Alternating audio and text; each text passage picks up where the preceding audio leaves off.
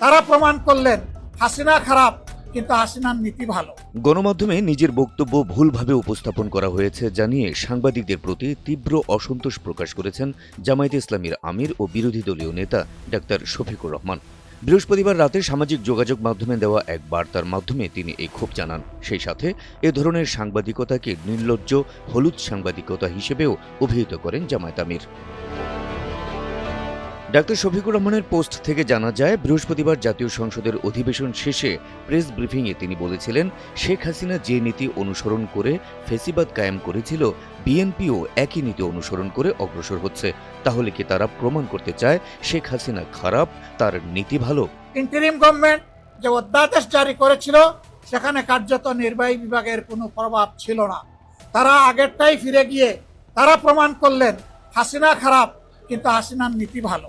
আমরা সেম বলতে বাধ্য হয়েছি। এটা কখনো হতে পারে না। যে পদ্ধতি ফ্যাসিবাদের জন্ম দিয়েছিল সেই পদ্ধতি আবার বাংলাদেশের বিচার ব্যবস্থায় ফিরে আসুক, এটা আমরা কামনা করি না, এটা আমরা চাই না। ডাক্তার শফিকুর রহমান অভিযোগ করেন, তার এই বক্তব্যটি কয়েকটি জাতীয় মিডিয়া সেন্স পাল্টে দেওয়ার অসৎ উদ্দেশ্যে বিএনপিকে ছেড়ে দিয়ে উল্টো তাকিয়ে ধরেছে। বিষয়টিকে তিনি নির্লজ্জ হলুদ সাংবাদিকতা বলে অভিহিত করেন। প্রশ্ন রেখে বলেন, এরা হলুদ সাংবাদিকতা ছাড়বে কখন?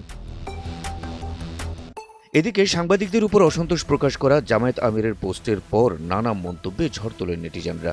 কেউ কেউ এসব না ভেবে এগিয়ে যাওয়ার পরামর্শ দেন জামায়াত আমিরকে। অনেকে আবার করেছেন নানান নেতিবাচক মন্তব্য। কেউ আবার দিয়েছেন জামায়াতকেই একটি শক্ত মিডিয়া প্রতিষ্ঠা করার পরামর্শ। Habib Rasel, NTV online.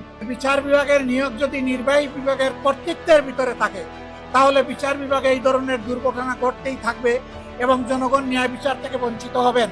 কাজে আমরা চাই না যে এখানে নির্বাহী বিভাগের কোনো কর্তৃত্ব থাকুক।